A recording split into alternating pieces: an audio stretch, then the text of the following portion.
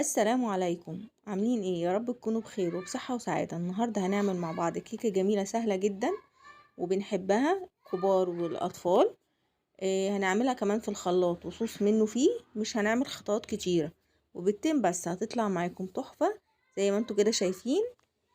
حتى فكرة الكريمة هيبقى بسيطة جدا وسهلة ومش هتاخد منكم وقت. كل حاجة مش هتاخد نص ساعة منكم. شوفوا كده هشة كده ازاي، بس جميلة فيها كل حاجة، فيها بيض فيها حليب فيها قيمة غذائية للولاد، وصوص بسيط جدا ومش عايزة اقول لكم طعمها يجنن، مفهوش حاجة خزعبلية وبس كده. اتمنى ان الفيديو ان شاء الله يعجبكم. بس ما تنسوش نعملوا لايك وشير وسبسكرايب و... واول حاجة زي ما تعودنا في اي فيديو بنبدأ بنسمي الله ونصلي على الرسول. اللهم صل وسلم وبارك على سيدنا محمد وعلى آله وصحبه وسلم. يلا بقى بينا نبدأ مقاديرنا ونشوف ايه الحاجات اللي احنا هنستخدموها في كيكة النهاردة. اول حاجة طبعا احنا قلنا هنستخدم الخلاط. هنجيب خلاط. هنحط فيه قد ايه يا بنات؟ كاكاو، هنحط نص كوباية كاكاو خام. لو عندك كاكاو محلى مفيش مشكلة. هنحط كوباية سكر. وهنحط كمان كوباية لبن. الكوباية اللي هتعايري بيها كل المقادير، وهنحط كمان كوباية زيت. هنضرب المواد السائلة دي كلها في الخلاط. زي ما قلت لكم كوباية واحدة هنستخدم فيها كل المكونات بتاعتنا. ممكن لو انت كاكاو خام، لو كاكاو محلى يا بنات ممكن تقللي السكر تخليه كوباية الا ربع. لكن انا عشان ده الكاكاو خام هحط كوباية سكر قصاده. بص الصوص شايفين انا عايزاه القوام دوت. هننزل طبعا كل الحاجات اللي في الجناب دي وهنضربوه مرة كمان. زي ما انتوا كده شايفين ضربناه مرة تانية. هناخد منه قد ايه يا بنات؟ هناخد منه حوالي كوباية حلوة كده. وباقي الصوص هقول لكم هنحط عليه ايه، وهنكمل بقية الكيكة بتاعتنا.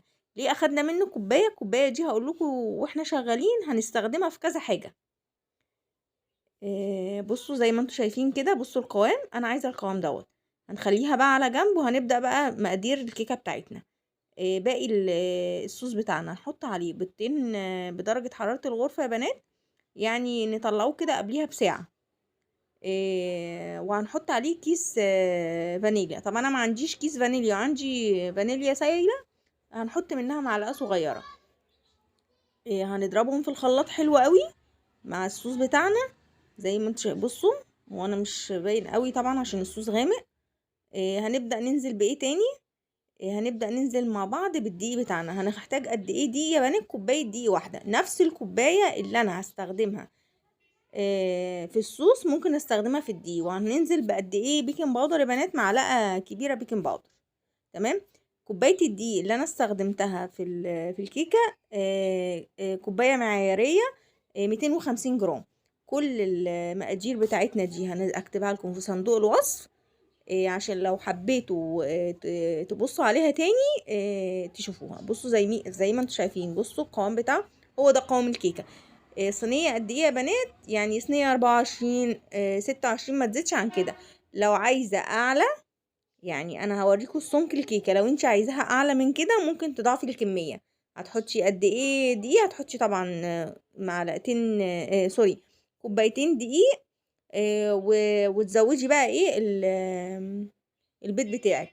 طبعا هدخله على درجة حرارة 180 درجة في الرف الوسطاني. ما ساعة الا ربع يا بنات، ما نفتحش عليها. تمام. هنبدأ نعمل الكريمة اللي فوق الوش. عبارة عن ايه؟ كوباية كريم جانتي برضو خام.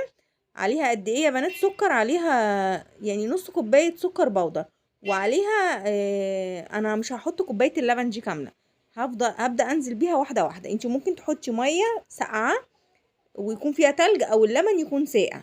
تمام. انا مش هضرب، ما عنديش مضرب كهربائي. انا هوريكم بالمضرب اليدوي هيبقى ازاي. طبعا هياخد مننا وقت، بس افرض انا ما عنديش مضرب كهربائي فانا بوريكم ابسط الطرق ان انت تستخدميها.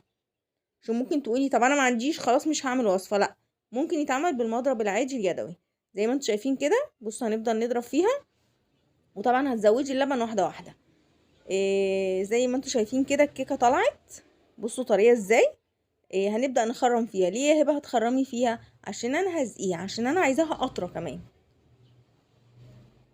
هطريها ازاي؟ هحط ربع كوباية لبن وعليها معلقه او معلقتين من الصوص اللي انا شايلاه. مش انا قلت لكم الصوص ده هستخدمه في كذا حاجه.